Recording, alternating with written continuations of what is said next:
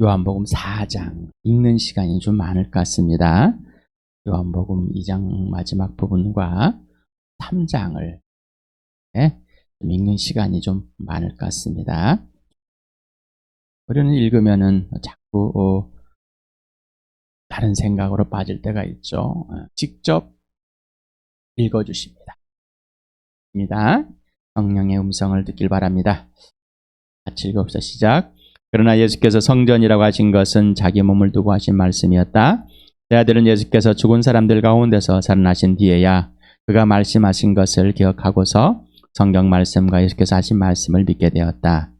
예수께서 6월절에 예루살렘에 계시는 동안에 많은 사람이 그가 행하시는 표징을 보고 그 이름을 믿었다. 그러나 예수께서는 모든 사람을 알고 계심으로 그들에게 몸을 맡기지 않으셨다. 그는 사람에 대해서는 어느 누구의 증언도 필요하지 않으셨기 때문이다. 그는 사람의 마음속에는까지도 알고 있었던 것이다. 바리새파 사람 가운데 니고데모라는 사람이 있었다. 그는 유대 사람의 한 지도자였다. 이 사람이 밤에 예수께 와서 말하였다. 랍비님, 우리는 선생님이 하나님께로부터 오신 분임을 압니다. 하나님께서 함께하지 않으시면 선생님께서 행하시는 그런 표징들을 아무도 행할 수 없습니다. 예수께서 그에게 말씀하셨다. 내가 진정으로 너에게 말한다. 누구든지 다시 나지 않으면 하나님 나라를 볼 수 없다. 니고데모가 예수께 말하였다. 사람이 늙었는데 그가 어떻게 태어날 수 있겠습니까? 어머니 뱃속에 다시 들어갔다가 태어날 수야 없지 않습니까? 예수께 대답하셨다. 내가 진정으로 너에게 말한다. 누구든지 물과 성령을 나지 않으면 하나님 나라에 들어갈 수 없다. 육에서 난 것은 육이요 영에서 난 것은 영이다.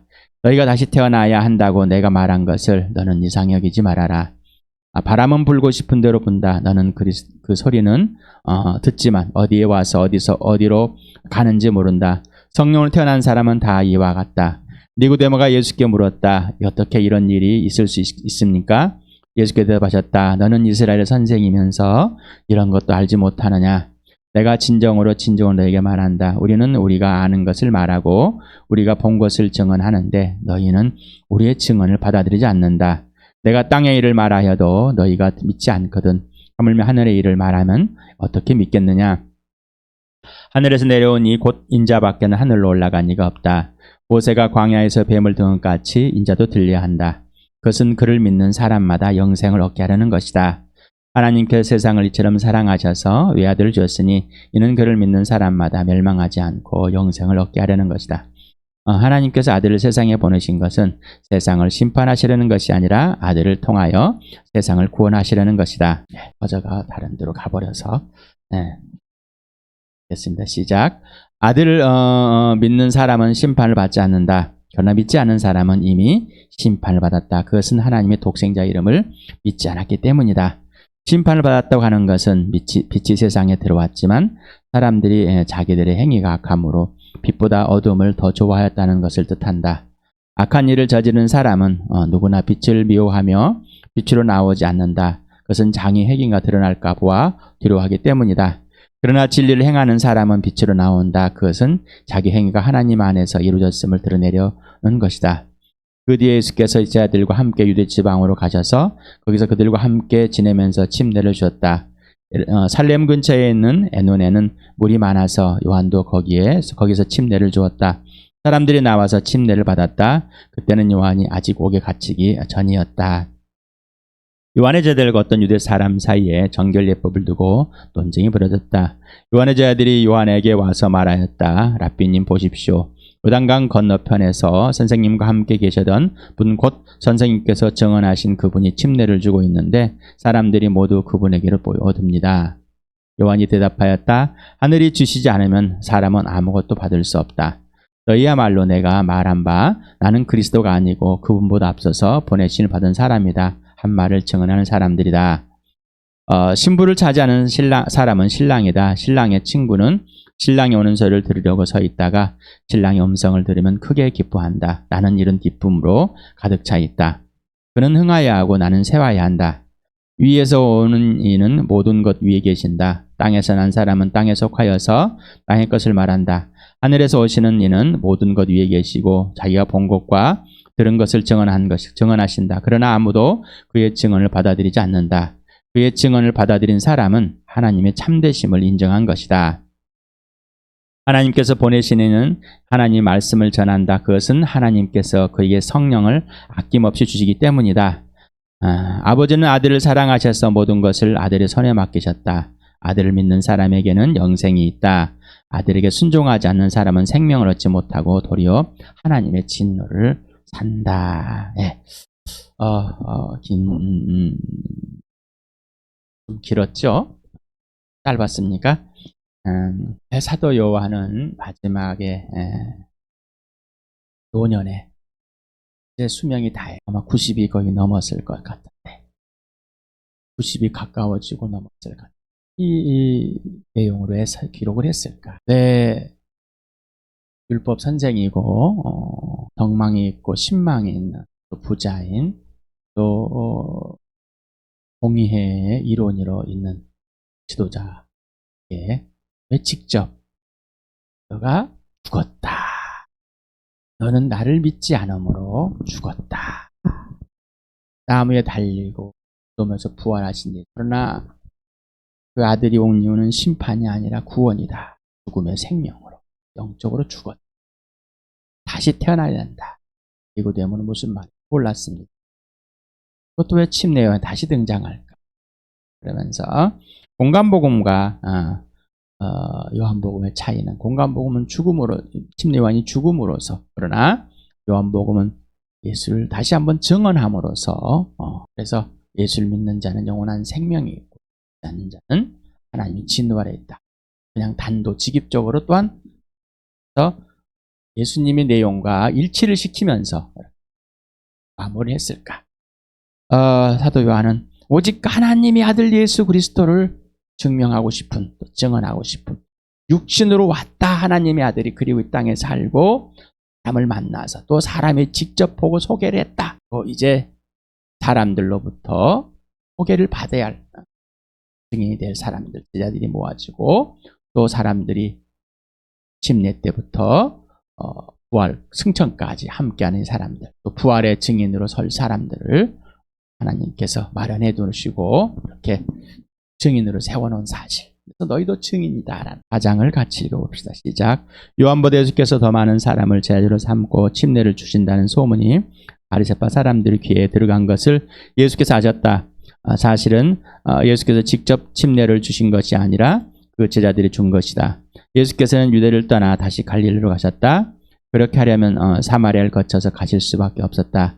예수께서 사마리아에 있는 수가라는 마을에 이르셨다. 이 마을은 야곱이 아들 요셉에게 준 땅에서 가까운 곳이며 야곱의 우물이 거기에 있었다. 예수께서 길을 가시다가 필요하셔서 우물가이셨다. 때는 오정쯤이었다. 사마리아 여자가 물을 기르러 나왔다. 예수께서 그 여자에게 마실 물을 좀 달라고 말씀하셨다. 제자들은 먹을 것을 사러 동네에 들어가서 그 자리에 없었다. 사마리아 여자가 예수께 말하였다. 선생님은 유대 사람인데 어떻게 사마리아 여자인 나에게 물을 달라고 하십니까? 유대 사람은 사마리아 사람과 상종하지 않기 때문이다. 예수께서 그 여자에게 대답하셨다. 내가 하나님의 선물을 알고 또 너에게 물을 달라는 사람이 누구인지를 알았더라면 도리어 내가 그에게 청하였을 것이고 그는 너에게 생수를 주었을 것이다. 여자가 말하였다. 선생님에게는 두레박도 없고 이 물은 깊은데 선생님은 어디에서 생수를 구하신단 말입니까? 선생님 우리 조상 야곱보다 더 위대하신 분이란 말입니까? 그는 우리에게 이 물을 주었고 그와 그 자녀들과 그 가축까지 다 이 우물에 물을 마셨습니다. 예수께서 말씀하셨다. 이 물을 마시는 사람은 다시 목마를 것이다. 그러나 내가 주는 물을 마시는 사람은 영원히 목마르지 아니할 것이다.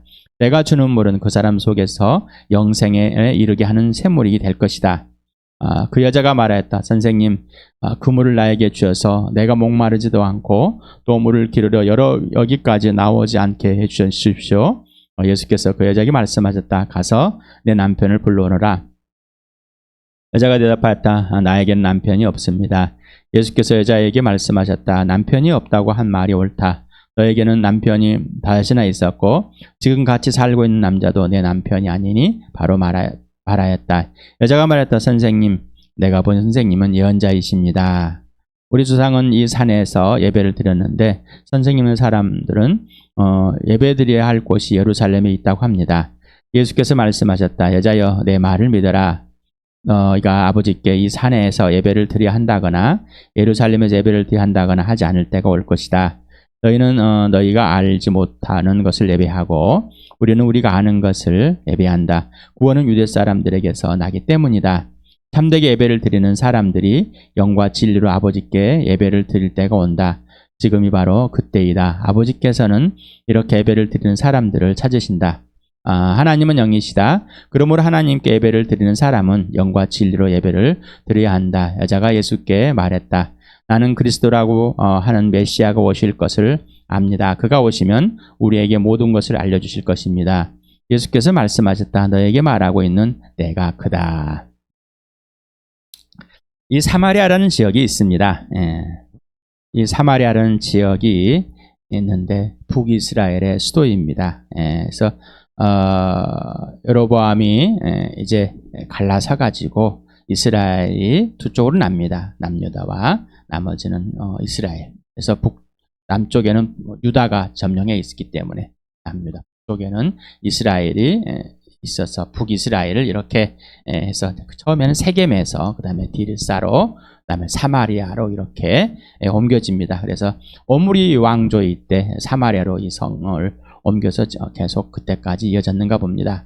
그래서 이 예루살렘 북이스라엘이 BC 722년에 아시리아에 의해서 망하게 됩니다. 그때 이 아시리아가 이주 정책을 합니다. 자기 나라 사람들을 이 사마리아 지역에 이주하여서 정복자 지위로서 북이스라엘 사람과 결혼하게 되고 사마리아 지역과 종교의 혼합을 만들어냅니다. 그래서 열왕기하 17장 24절, 27절에 보면 구체 나와서 17장을 꼭 읽어보시기 바랍니다. 열왕기하 17장을 꼭 읽어보시면은 내용이 자세하게 잘 나와 있습니다. 남유다가 있는데 유다가 BC 586년 또는 7년에 바벨론에서 멸망합니다. 이 바벨론에 끌려간 유다 백성들이 페르시아 왕 고레스 때에 의해서 귀환하게 됩니다. 그래서 536년에 수르바벨 중심으로 성전이 재건이 됩니다. 이때 사마리아인들도 참여하고 싶어합니다. 그런데 이 수르바벨과 이 에스라가 참여 못하게 합니다. 참여 못하게 이렇게 해버립니다. 이게 바로 에스라 4장과 느헤미야 4장에 나와 있습니다. 그 내용 하나 읽어보시기 바랍니다. 그래서 이제 사마리아인들이 방해를 놓는 방해꾼이 되는 거죠. 그래서 아마 BC 한 300 몇 년경에 사마리아 그리즘산의 성전을 자기들만 예배할 수 있는 성전을 건축했는데 129년에 파괴됐다. 그러면서 여전히 그리심산에 예배를 하게 되는 예배를 해왔다라고 지금 그래서 이 산에서 예배하고 있다고 사마리아인이 말하고 있는 겁니다. 그래서 예수님 오셨을 때 유대인들은 사마리아인들을 불결한 배교자, 배신자, 혼혈적으로 여기서 상종하지 않았다. 이렇게 기록되어 있습니다. 이렇게 예수님이 갈릴리에서 이렇게 포도주로 처음 기적을 만고 유다로 왔다가 이렇게 하는 내용입니다. 그리고 이제 이쪽이 이제 올라가는 중입니다. 그래서 갈릴리로 갔는데 그 도중에 일어났던 일들을 이야기하는데 바로 사마리아 지역이다. 그래서 이 사마리아 지역을 남유다 사람들은 갈릴리 갈 때 돌아갑니다. 그쪽으로 가지 않고 돌아서 갑니다. 밑에 지금 예수님이 유다로 와 있을 때 그리고 돌아서 온 모습을 봅니다. 그래서 그 지역을 거치면 더 빠를 거지만은 더 돌아서 가서 멀리 갔다고 합니다. 왜? 그들과 상종하지 않기 위해서. 지도를 좀 책에 있는 거를 찍어서 여러분이 잠깐 보여드렸습니다. 이제 침례 요한은 제자들을 예수님께 보내드리고 예수님은 이제 제자들과 함께 침례를 주고 있는 것입니다. 지난번에도 말씀드렸지만 4장 2절에는 침례를 주지 않았다. 이렇게 이게 나중에 이제 삽입이 됐을 것이다 아니다 뭐 논쟁들이 많습니다. 예수님은 할례를 받으셨죠. 맞아요. 마가복음 2장에 할례를 받았다는 내용이 나옵니다. 열례식도 이제 마리아. 하여간에 그런 내용들을 단축해서 이렇게 이제 기록을 해놨습니다. 침례를 주었다. 예수님께 침례를 받았다. 이런 사람들. 바울께 침례를 받. 베드로한테 복음을 듣고 침례를 받았다. 이렇게 논쟁들이 계속해서 나오니까 아마 그러지 않았을까. 그래서 뭐 예수님이 침례를 줬든 안 줬든 상관없잖아요. 여러분 어떻게 생각하십니까? 우리는 예수님의 수이다, 예수님의 뭐다, 뭐 이렇게 예수님 무덤이다. 뭔가 거기를 굉장히 중요시합니다. 물론 역사적인 사실로만을 중요시합니다. 그것을 신격화시키려는, 또 우월화시키려는, 또 열등하게 만들려고 하는 어떤 그러한 인간의 죄성의 본성이 있기 때문에 이런 것들 하지 않았을까. 예수님의 제자들과 직접 만나 살았던 베드로와 그 제자들과 우리와 차별이 있을까요? 역할에는 다를지 모르지만은 하나님의 아들과 딸로서는 차별이 없습니다. 차별이 없습니다. 그러니 그런 것으로 자꾸 우리나라는 어떤 교단이 크다. 세계에서는 어떤 교단이 크다. 왜 그래야 될까? 분열이 일어나고 왜 우월? 이 사람들은 뭘 했다고요? 성령으로 태어난 사람은 성령을 거슬리면 안 됩니다. 이건 욕심입니다. 하나님 나라를 상속받을 수 없습니다라고 말합니다. 있을 수 없는 일이라는 것이죠. 앞부분에 나왔었습니다. 그러나 그를 맞아들인 사람들 곧 그를 믿는 사람들에게는 하나님의 자녀가 되는 특권을 주었습니다. 이들은 혈통에서나 육정에서나 사람의 뜻에서 나지 아니하고 하나님에게 났다. 예수께서 그에게 말씀하셨다. 내가 진정으로 너에게 말한다. 누구든지 다시 나지 않으면 하나님 나라를 볼 수 없다. 예수께 대답하셨다. 내가 진정으로 너에게 말한다. 누구든지 물과 성령 나지 아니하면 하나님 나라에 들어갈 수가 없다. 하나님께 세상을 이처럼 사랑하셔서 외아들을 주셨으니 이는 그를 믿는 사람은 멸망하지 않고 영생을 얻게 하려는 것이다. 아들을 믿는 사람은 심판을 받지 않는다. 그러나 믿지 않는 사람은 이미 심판을 받았다. 그것은 하나님의 독생자 이름을 믿지 않았기 때문이다.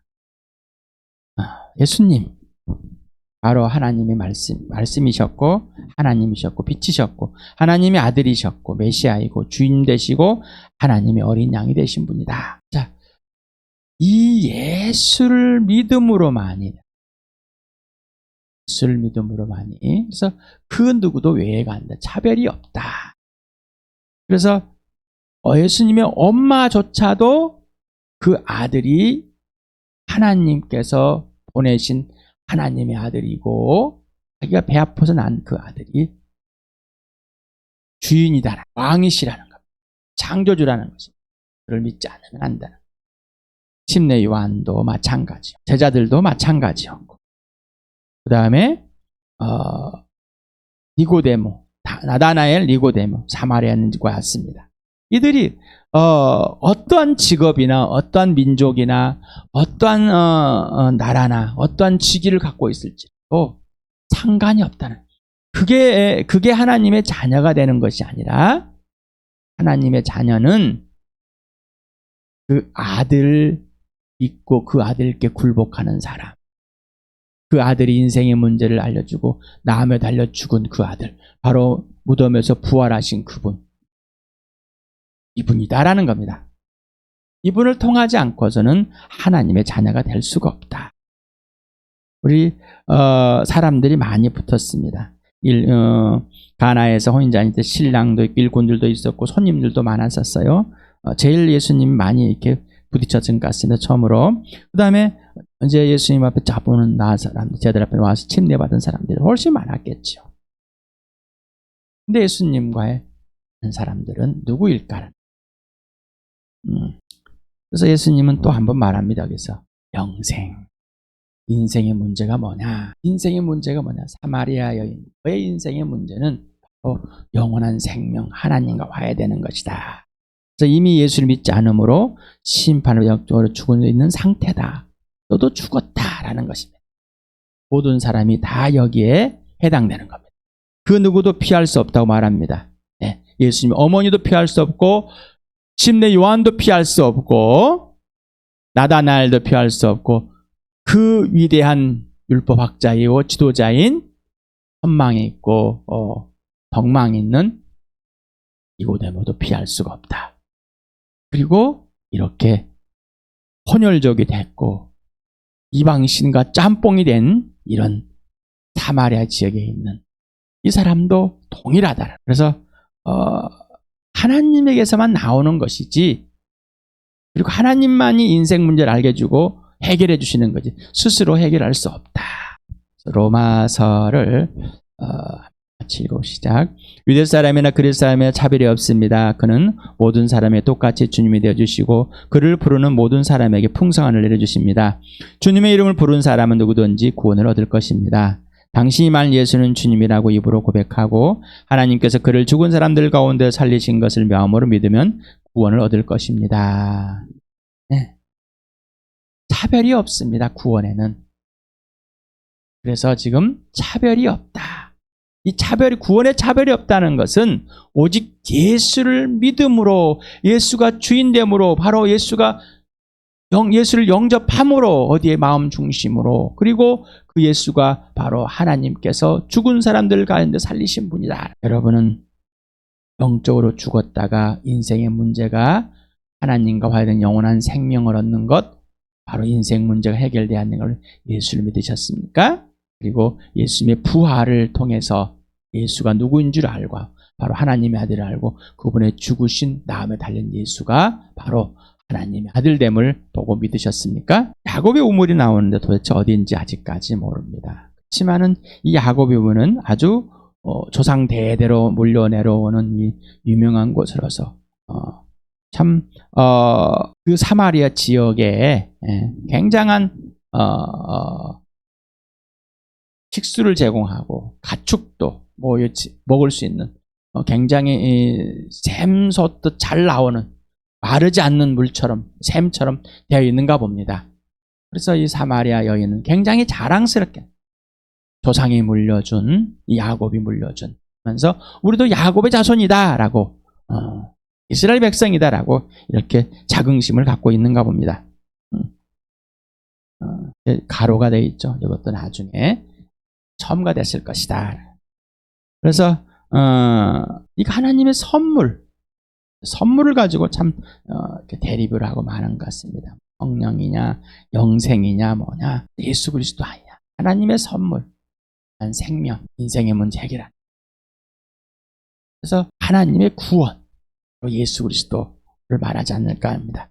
그래서 예수님은 이렇게 영원한 생명, 인생의 문제를 가지고 알고 바로 하나님의 아들됨을 보여주고 싶었는데, 사마리아 여인은 뭐죠?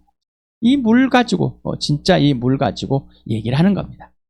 니고데모가 선생님은 하나님께 보낸 사람 같은데 어떻게 이럴 수 있냐라고 할 때, 너 거듭나야 돼 라고, 다시 태어나야 돼, 위로부터 태어나야 돼, 뚱딴이 같은 얘기를 합니다. 유대인인 이 니고데모, 지금 사마리아인 이분도, 이 여인도 그냥 무식한 여인이 아닙니다. 굉장히 보면은 굉장히 많은 것을 알고 있는 여인 같습니다. 네. 그래서 이제 생수를 마르지 않는, 목마르지 않는 이 생수를 주겠다라고 할 때, 아무것도 없는데 물도 깊은데 얘기를 하죠. 네. 그러면서 이 물을 보십시오라고, 지금까지 이렇게 전통으로 내려오고 있는 이 물, 당신은 야곱보다 더 나은 사람이요 라고 말합니다. 니고데모와 사마리아 여인의 공통점을 보면은 예수님의 말을 자신의 가치관으로 받아들입니다. 여러분 어떻습니까? 오직 예수의 부활과 죽으심을 통해서 하나님의 관점에서, 하나님의 생각에서, 하나님이 알려준 그대로 여러분을 받아들이십니까? 아니면은 우리가 갖고 있는 이 세상에서 갖고 있는 과학적이라고 그런다, 철학적이라고 그런다, 지식이라고 그런다, 각자마다 다 받아들이는 것, 감정의, 인격의, 성품의 여러 가지 있습니다. 그걸 가지고 받아들이고 있습니까? 니고데모와 이 사마리아에는 어떻게 엄마가 내가 이렇게 나이가 먹었는데 엄마 뱃속 갔다가 들어갔다 나올 수 있냐? 어떻게 이런 물을 마르지 않는 물이 있냐 말이죠. 그런데 마르지 않는 거 보니까 이 야곱의 우물 이거밖에 안 보이는데 당신은 무슨 뚱딴지 같은 소리 하고 있는가? 예, 뚱딴지 같은 소리.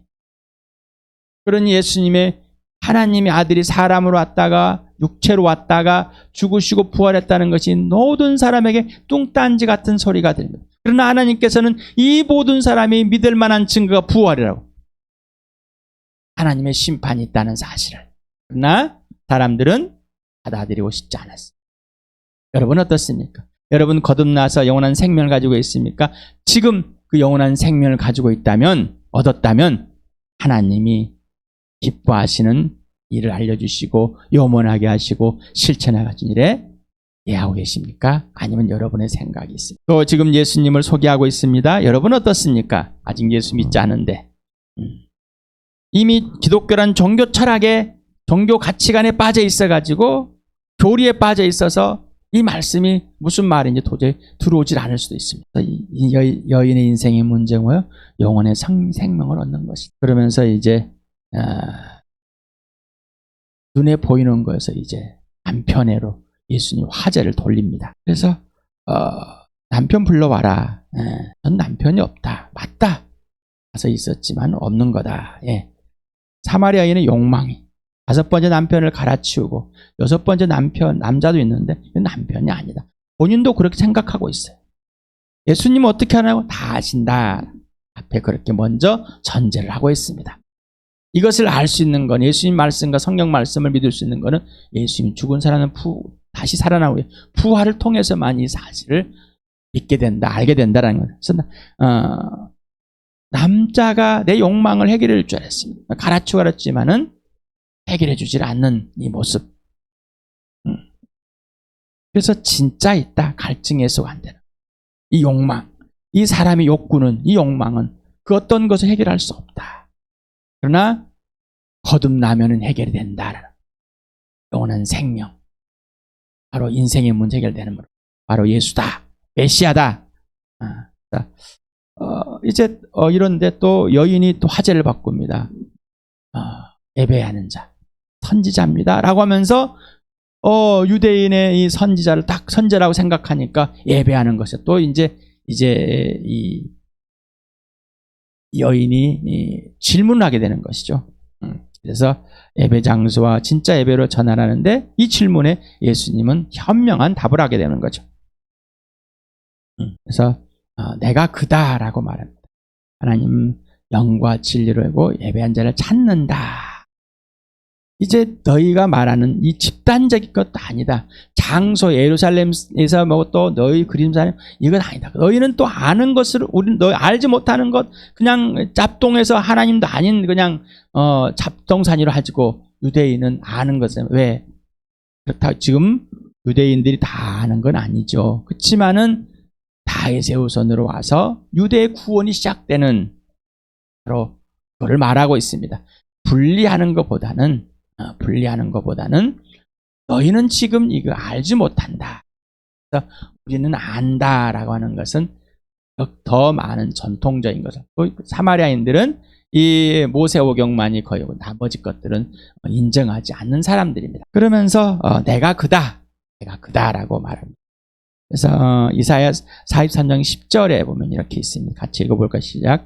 야훼께서 말씀하시다 너희는 나의 증인이며 내가 택한 나의 종이다. 이렇게 한 것은 너희가 나를 알고 믿게 하려는 것이고 오직 나만이 하나님을 깨달아 알게 하려는 것이다.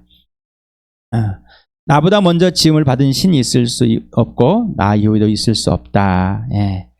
개역개정이 이른 나 야훼가 말하노라 너희는 나의 증인 나의 종으로 택함을 입었으니 이는 너희가 나를 알고 믿으며 내가 그인 줄 깨닫게 하려 함이다. 나의 전에 지음을 받은 신이 없었고 나 후에도 없다. 뭐 이렇게 내용을 있습니다. 내가 그인 줄을 하면서 세 번역은 좀 이런 걸 황가 같습니다. 그래서 내가 그다라고 말하는 겁니다. 예수님이 내가 그다, 메시아다라고. 그래서 예배의 장소. 우리는 이 예수님을 소개를 하고 예수님을 만났지만은 이상하게 장소를 가지고 또 따집니다. 장소. 사람인데 한 사람 한 사람 또 집단으로 따집니다. 부모가 예수 믿었으니까 그 자식도 모태신앙이다라는 이상하게 우리나라만 해도 잘못. 또 어린아이가 죽으니까 불안해서 유아 세례를 주는. 왜 우리가 설정해서 우리가 어떤 행위를 가지고 하나님의 나라에 들어가는 것을 들어갈 수 있다고 우기고 있는가요? 하나님은 성령과 진리로 예배할 사람을 한 사람 한 사람을 찾으십니다. 그리고 한 사람 한 사람을 지역에 있는 교회로, 보편적인 전체 교회로, 그리고 전체 우주의 교회로, 하나님의 나라로 이렇게 만든 메시아가 오심으로 실행이 됐어요. 여러분, 하나님의 찾으셔서 하나님과 하나 되었으니까 보이지 않는 하나님을 예배하고 있습니까? 하나님은 눈에 보이는 것들이 아니라 한 사람의 눈으로 볼 수 없는 영이십니다. 하지만 성령과 진리로 예배할 수 있도록 아들을 보내서 진짜 죽은 내 죽은 영이 살아나서 하나님의 영과 하나님의 아들로만 하나님 아버지와 전인격적인 사랑 관계와 질서가 회복된 삶이 시작됩니다. 바로 이게 예배입니다. 창조주와 피조물의 질서, 그걸 바로 아버지와 아들 전인격적인 관계, 하나님의 형상과 모양대로 빚어진 사랑의 대상으로 만들어진 기가 막힌 회복입니다. 그래서 하나님의 영과 하나님의 아들 예수 그리스도를 통해서만 예배자가 됐어요. 이 예배는 하나님께서 주시는 겁니다. 그래서 부활과 십자가로 증명이 되었습니다. 삼위 하나님과 전인격적인 사랑의 관계, 사랑의 사귐입니다. 진정한 예배는 하늘의 것으로만 됩니다. 오직 성령과 예수 그리스도로 말미암아서 예배해야 되는 겁니다. 종교적인 행사가 아닙니다. 형식적이 아닙니다. 사람이 만들어가는 종교가 아닙니다. 근데 자꾸 가시 구약으로 돌아가려고 합니다. 하나님과의 직접적인 만남을 해결했는데 왜 자꾸 돌려놓는지 모르겠어요. 그러니 여러분은 그렇게 돼버려서 다시 성경으로 돌아서 이렇게 끄집어내는 또 그것도 힘듭니다. 모든 걸 멈추고 하늘의 것으로, 바로 하나님의 영과 하나님의 아들로서 예배하는 자가 됐습니다. 누가 그렇게 했다고요? 하나님 아버지가 찾아서 그렇게 해주셨다고. 에베소 2장 18절 같이 있습니다. 시작. 이방 사람과 유대 사람 양쪽 모두 그리스도를 통하여 한 성령 안에서 아버지께 나아가게 되었습니다. 전인격적인 관계 회복, 인생의 문제가 해결됐습니다. 창조주와 피조물의 관계 질서가 회복되고 하나님의 형상과 모양대로 빚어진 사랑에 대해서 만들어진 그 사랑이 온전히 회복됐습니다. 성령이 아버지 걸 알려주시고 아버지라는 걸 믿습니다. 그래서 에베소 2장하고 요한복음 4장 같이 볼까요? 시작. 우리는 하나님의 작품입니다. 선한 일을 하게 하시려고 하나님께서 그리스도 예수 안에서 우리를 만드셨습니다. 하나님께서 이렇게 미리 준비한 것은 우리가 선한 일을 하며 살아가게 하시려는 것입니다. 예수께서 그들에게 말씀하셨다. 나의 양식은 나를 보내신 분을 뜻 행하고 그분의 일을 이루는 것이다. 이게 예배입니다. 이게 예배, 성령과 진리로 드리는 예배. 이게 걸작품이 된 새로 태어난 인생의 문제가 해결된 영원한 생명을 가진 자가 이렇게 돼버린 겁니다. 내가 그렇게 예배자로 만들어지는 것이 아니라 하나님이 찾으셔서 예배자로 만들어 주셨습니다. 거듭났습니까? 구원받았습니까? 그렇다면 여러분은 이미 그렇게 돼버렸습니다.